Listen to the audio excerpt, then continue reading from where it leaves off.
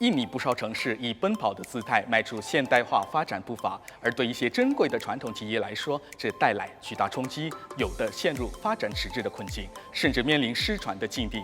在苏北省棉兰市，当地手工艺人带动居民振兴传统织布工艺，他们希望传统织布工艺能融入现代生活。宋吉锦是印度尼西亚引以为傲的传统编织工艺。苏北省棉兰市的宋吉锦历史悠久，自2014年再次成为苏北省传统编织工艺的代表性之一。作为当代女性代表，当地的一位年轻女性致力于透过所建立的品牌来保护祖先流传下来的传统工艺。Kalau untuk songket ini sendiri pada zaman dahulu, zaman Kesultanan dulu, ini adalah sebagai identitas. Karena memang yang menggunakan songket tidak bisa sembarangan dan cara penggunaannya pun tidak bisa sembarangan juga, baik itu untuk perempuan dan laki-laki. Nah, untuk tingkatannya itu bahkan juga punya warna-warna sendiri dari sultannya, hulu balangnya gitu, punya warna-warna tertentu. Misalnya untuk sultan tuh tidak boleh yang lain memakai warna kuning. Hulu balang memakai hitam, ada yang memakai hijau gitu. Nah itu warna-warna seperti itu tidak boleh dipakai oleh masyarakat biasa. Jadi sebenarnya salah satu arti dari songket ini adalah sebagai identitas identitas sosial lah sebenarnya pada zaman dahulu gitu. Produk ini itu awalnya mulanya diprakarsai oleh ibunda saya, Dr. Hajah Tengku Syarifina Enhum. Beliau di tahun 2014 April itu mendapatkan ide bahwa kenapa tidak ada songket Melayu Deli di Medan ini yang memproduksinya, padahal keluarga Kesultanan Deli itu memakai songket di acara-acara besarnya, di acara-acara formal, bahkan sehari-harinya. Nah, sehingga di situ beliau mendapatkan ide untuk mengangkat budaya Melayu melalui produk songket Deli.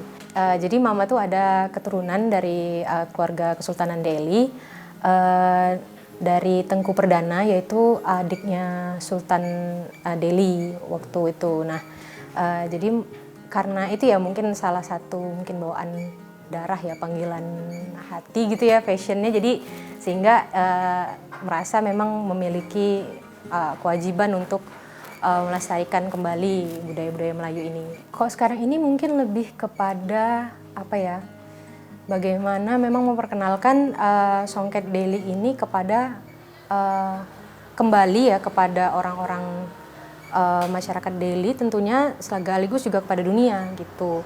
Jadi memang melalui ini juga kita memang memperkenalkan Kota Medan, kebudayaan Melayu gitu, melalui pameran-pameran, ataupun waktu kita jualan itu kita tetap mengedukasi gitu, bahwa Medan itu ini loh Melayu gitu. Terus juga ini produknya, nah dari motif-motif itu kita menceritakan kisah-kisahnya kan sebenarnya. Kayak kita ngangkat tembakau Deli, kita ngangkat ulam raja, itu Istana Maimun, kita ngangkat juga motif-motif kontemporer yang kita terinspirasi dari ragam hias yang ada di Istana Maimun juga gitu. Nah jadi dari situ sih kita mungkin untuk artinya mungkin bagi kita sendiri adalah sebagai sarana ya, media bagi kita untuk memperkenalkan kembali budaya Melayu ke banyak orang. Wan Irfania Ramadhani Lubis 是一名动画师，毕业于爪哇岛的一所知名大学。2014年12月毕业后，他延续了母亲的梦想，让宋吉锦在社会上重振旗鼓。透过融入一些现代因素，但又不失宋吉锦的文化价值和理念，他希望这传统编织工艺能够被社会各个阶层所接受，尤其是年轻一代。Pembedanya dari yang awal warna-warnanya itu masih ngikut yang tradisional, lalu kayak mungkin secara desain juga masih yang tradisional. Nah, mungkin terbantu juga dari ilmu animasi itu, akhirnya ya warna-warna yang keluar adalah warna-warna pastel, kekinian yang bisa anak-anak muda juga suka. Tapi ternyata ibu-ibunya juga suka karena jarang gitu kan waktu kita awal keluar warna pastel tuh mereka merasa kayak, wah songket tapi warnanya gini manis gitu kan. Akhirnya mereka memang dari situlah kita mulai meningkatnya saat kita memang merubah wajah songket yang kaku, yang kuno itu menjadi sesuatu yang modern. Nah, untuk secara teknisnya sendiri itu juga ada perubahan. Yang awalnya kita berproduksi dengan cara manual untuk desainnya. Nah, karena alhamdulillah ada ilmu juga untuk sedikit tentang software desain, akhirnya kita secara desainnya menggunakan digital.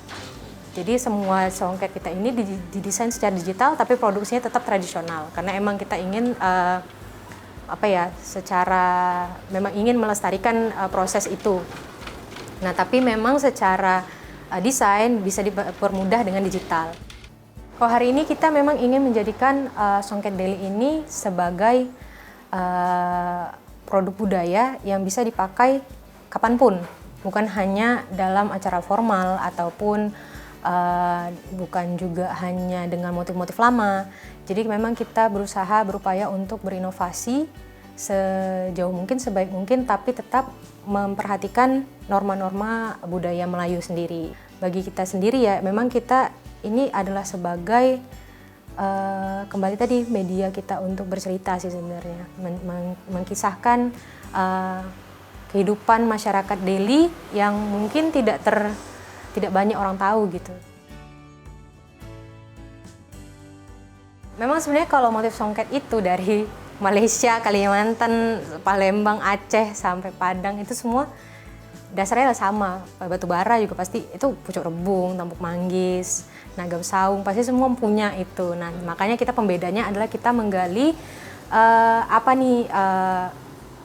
cerita-cerita dari Deli itu yang bisa kita buat motif-motif baru yang bisa dijadikan sebagai motif yang menandakan oh ini kisahnya Deli gitu. Nah, makanya kita ngangkat tadi seperti daun tembakau Deli, seperti ulam raja, lalu kita juga mengangkat bunga kenanga. Tapi mungkin di lain juga ada, tapi kita menceritakan apa sih pentingnya motif-motif ini bagi atau signifikannya kepada masyarakat Deli gitu.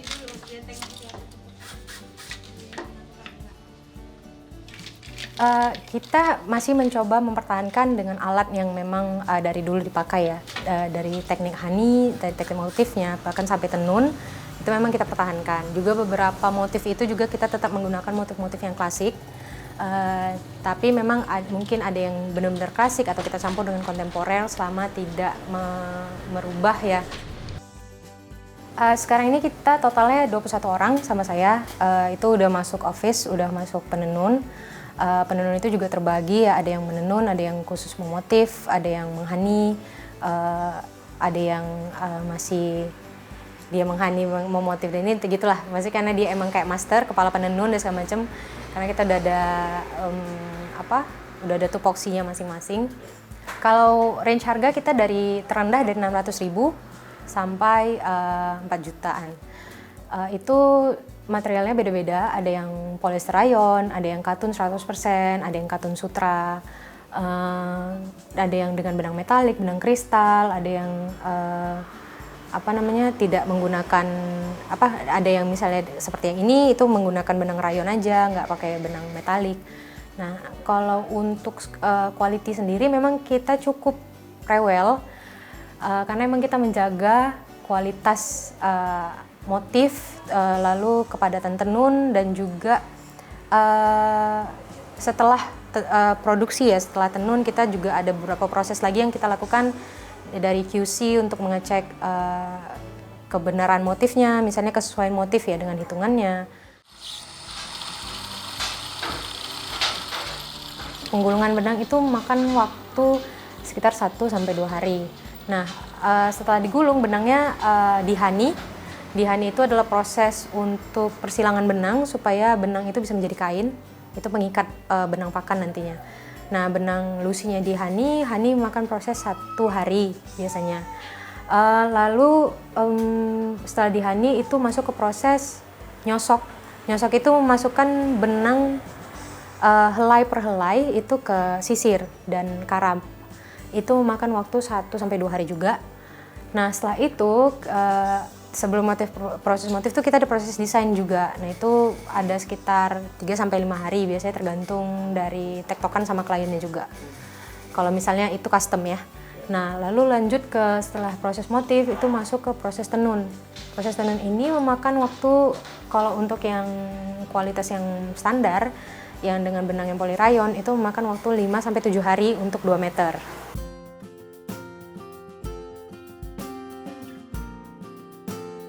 作为一个有尊严和有文化的国家，保护与保留祖先留下来的遗物是我们所有人的责任。在大家的奋斗和努力下，棉兰式的宋吉剪开始在人们心中占有一席之地。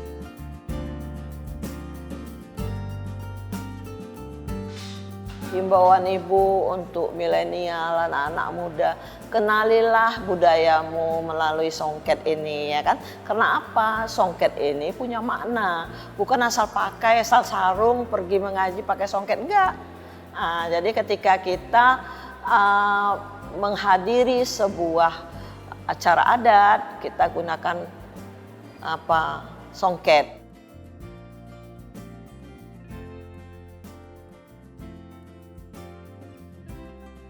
Kemudian untuk pengusahanya tolonglah diperhatikan ya, terutama yang bekerja tadi itu. Bekerja tadi itu. Karena tidak mudah bekerja itu, mulai dari memintal benangnya ya kan, menyusunnya banyak sekali. Jadi kalau bisa dihargai dengan harga yang sepantasnya, sehingga pekerjaan menyongket ini tadi tidak dijadikan pekerjaan sampingan tapi pekerjaan utama.